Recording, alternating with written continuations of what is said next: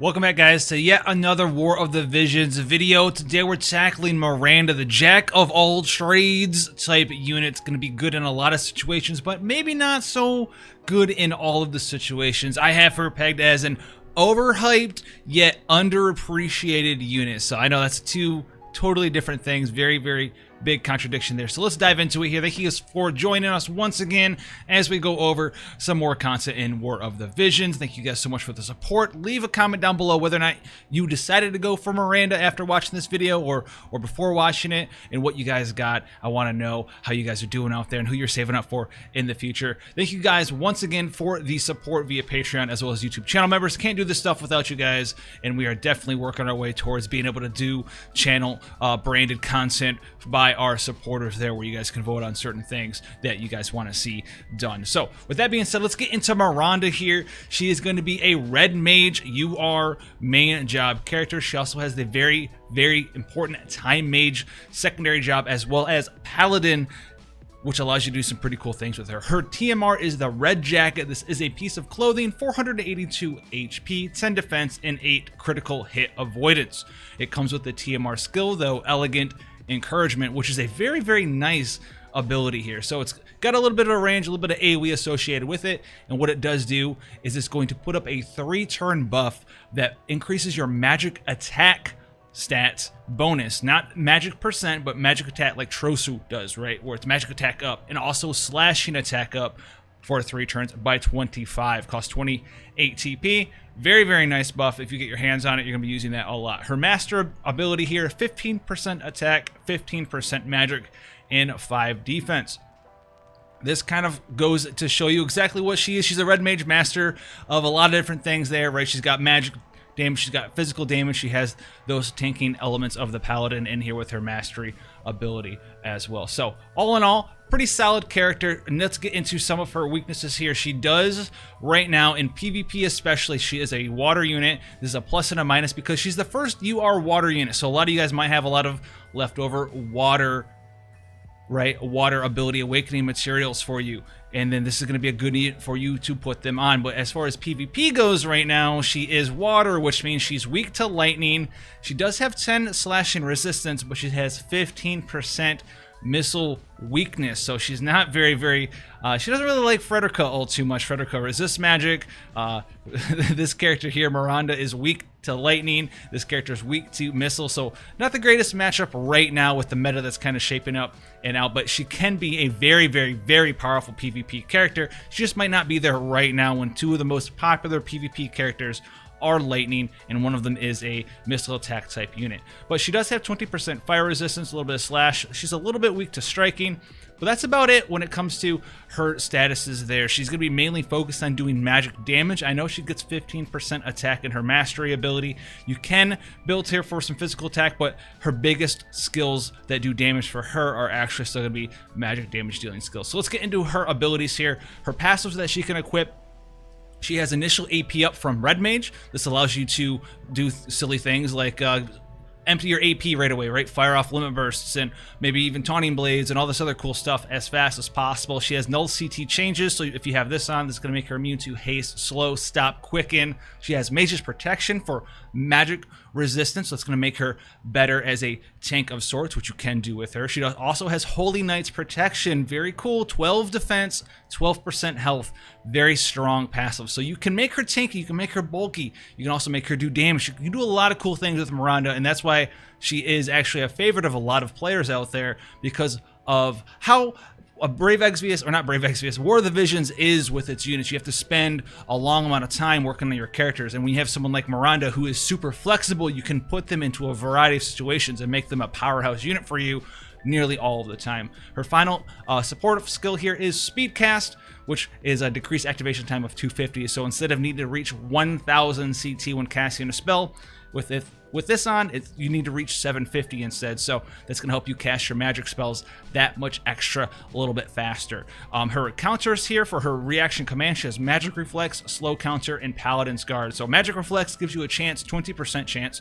to fully dodge magical attacks, but if you're going up against physical damage, then you have Paladin's Guard, which tends to reduce physical damage taken by 45%. So she can go up against magic damage, she can go up against physical damage. She also just has the generic slow counter, which if you have, slow counter on, you have a chance to slow people when they attack you. So depending on what you want to do, right, you can pick what you want her to do. Take her to a PvE fight where maybe you want to make her a little bit more survivable versus magic damage or physical damage, or maybe you just want her up there and she can counter with slow counter too. All three of her reaction commands are very, very, very, very powerful. A lot of her support abilities are very, very, very, very, very powerful as well. Allows her to slip around the battlefield casting spells, being tanky with Mage's Protection and Holy Knight's protection as well. A lot of cool stuff that she has here. So for her main job, red Mage Spells, we have Water, which is going to be her smaller damage dealing skill that she has here. It's going to be water magic damage, 41 times mod here, and it does have, traditional, Thundara, Blizzara,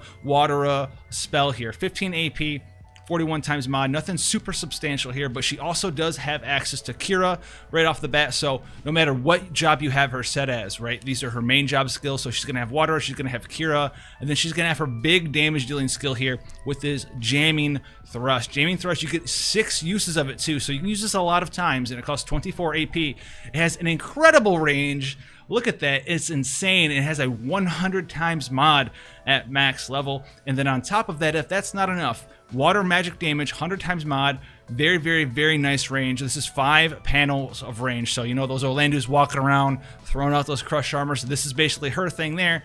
Now on top of that, not only does it do good damage, have a good multiplier, it cancels ability activation too. So if someone's trying to cast a spell or channeling sort of anything at all, if you hit them with Jamming Thrust and they don't die, you cancel them out of that. So if someone's trying to cast Flare on you, Jamming Thrust, do a whole bunch of damage. If they live, also their flare gets canceled, or their holy, or their Kiraga, or whatever it is that you're doing with Jamming Thrust. Very, very strong. And then on top of that, if you notice, it doesn't have a cast time on it, so you can just walk up there and just instant cast Jamming Thrust, and it's still magic water, which means it's your traditional magic damage. It's not doing slashing or anything weird, piercing, like some of her other skills are. This is going to be big magic damage. So you're going to go in there getting buffs from her TMR skill. You're going to get buffs from stuff like Trosu, all of that awesome stuff. Big magic damage, instant cast speed, very strong. She also has fast cast as a buff, which decreases activation time by 350 CT for 3 turns as well. You couple this with her speed cast passive, and all of a sudden you're needing to fill to 400.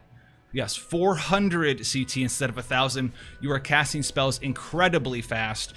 Very, very, very, very nice for a lot of certain situations there.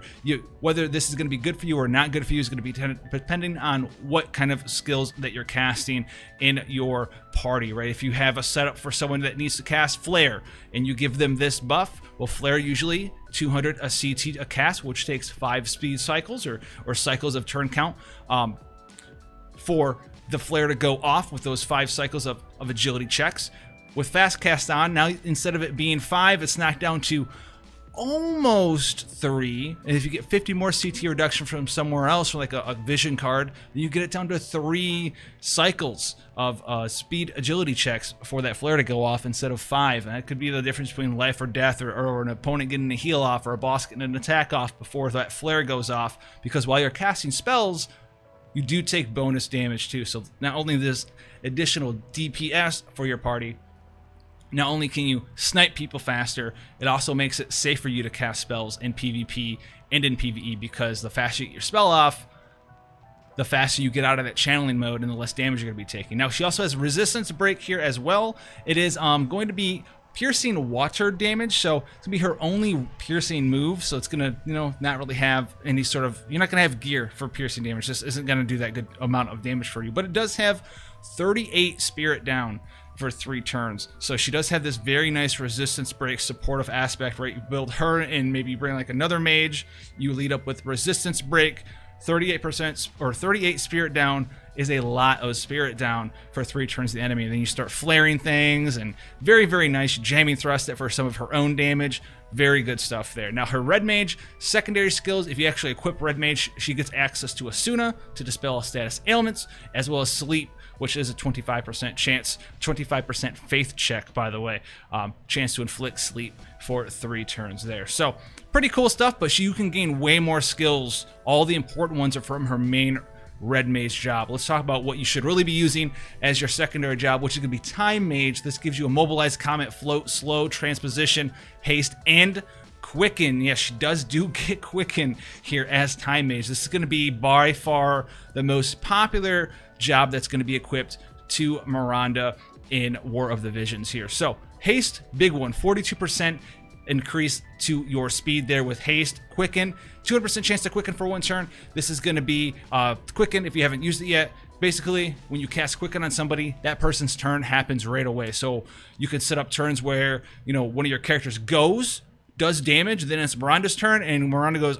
Quicken that guy again, and that character who just had a turn is going to get yet another turn. So very, very cool spell there. Insanely strong support there with Haste and Quicken. Pretty much the main reasons why you're taking Time Mage is Haste and Quicken. You're not really... Transposition you can use in PvP as well as PvE sometimes, but that's really the non-AI match battle PvP. You can do some sneaky things with Transposition, but outside of that, Slow, Float, Comment can give you a non-elemental type of damage to do if you don't want to be doing water damage, but a lot of the times, not that big of a deal. Also, we talk about Immobilize being very sad day, sad panda. Now, that's not it though. We also have Paladin. You can set her up as a Paladin too, and this is gonna allow her to do some tankiness stuff for you. You can use her as like a tanky-ish type character with Paladin up here. This is because, right, she's a Red Mage character, and then in her board, she does get, you know, what we usually see on a lot of mages, the initial AP up sort of abilities, right? So she gains AP and starts with more AP than any other sort of character does, right? Consider it her versus like a tank, or her versus like a melee damage dealer, right?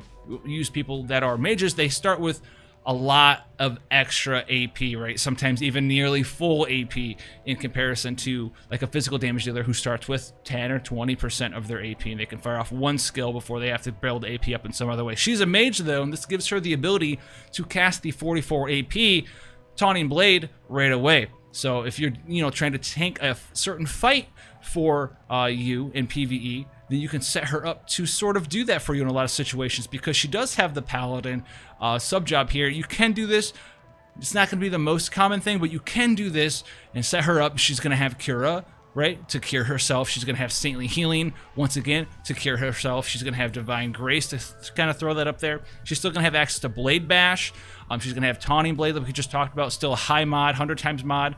She can still be built up for physical damage to make sure that these Blade Bashes and Taunting Blades do good damage. You can actually build her up for magic still, right, like you normally would.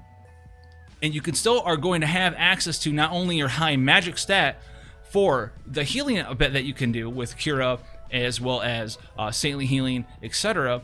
But you're going to still be able to do good damage while tanking. You're going to have Water, you're going to have Jamming Thrust, you're going to be able to keep yourself healed up really well. And you are going to need High Faith, and so this makes her a very good candidate for tanking a physical damage dealing boss that doesn't really do a lot of magic damage, because she's going to have High Faith, she's going to be able to heal herself for a lot, and she's going to get in there and do a lot of cool stuff in those certain situations if you have her geared properly for those encounters. She also does have Sentinel still, so all the cool Paladin stuff, she still has it all there.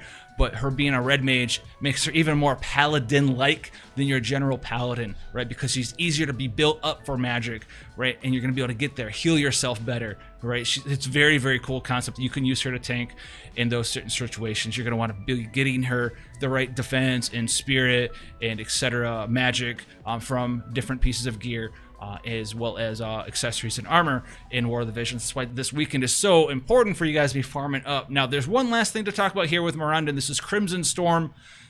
If you're still here, good for you, because this is one of the best things about this character. Crimson Storm, it is a 70 to 105 mod based on LB level, so it's 70 mod at level 1. At max level, it's 105, with a 67% faith check chance to inflict confusion for 3 turns. Now, I'm going to have a video on all the math, etc. behind this game and how this all works. This isn't actually just 67% chance to inflict confusion for 3 turns. This is the faith mod. Everything in this game that has a status element you see percentage chance, right, to work has a faith check. So it's going to be your faith versus the target's faith. You're going to add those up and then take 67% of it. So if you have a 97 faith Miranda and the enemy is at 30 faith, and 97 plus 30, and then you take 67% of that, which puts you right around like 87-ish% chance to inflict confusion. And that is if they have no faith at all, the absolute minimum amount of faith, and you have the max faith that you're going to have because you're a magic damage dealer doing magic damage, so you want to have high faith under all circumstances to do that damage. This means you're going to be rocking confusion on people all of the time. This is one of the big things that she can do in PvP too, because you can hit multiple targets with it, walk her up into someone's face in Crimson Storm, and if you confuse one dude, that's going to be painful. If you confuse 2 dudes, that's almost game over instantaneously if you land 2 confusions on 2 enemies in a 3v3, because all of a sudden it's going to be turned into basically a 5v1. They're not going to have access to their characters. Their characters aren't going to be doing anything useful, maybe auto-attacking, but that's about it. And Crimson Storm is super good not only in PvP, but in PvE, when you're starting to do higher and harder difficulty content, you can walk into a bunch of enemies, drop the Crimson Storm, confuse a whole bunch of them, and you're basically large AoE crowd controlling, as well as doing a large amount of damage to them so you can finish them off later with Miranda. So very cool characters, a lot of really cool characters in War of the Visions.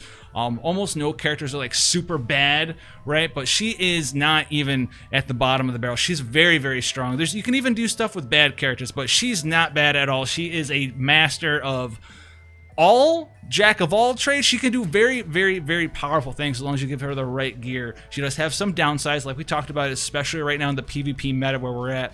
Lightning is very popular, right? Lightning from Frederica, lightning from Orlando, and then she also is not only weak to lightning, she's weak to missile damage as well. So that's going to be lightning missile from Frederica is going to really kind of hurt her. We also know that people are going to be really excited for Lucia when she comes out, who is another ranged character who's going to hit even harder than Frederica does. So even though Lucia is wind, she's still missile. So you're going to be having not the negative wind resist, but you're going to be going up against someone who's ignoring your defense and hitting you with missile damage at the same time.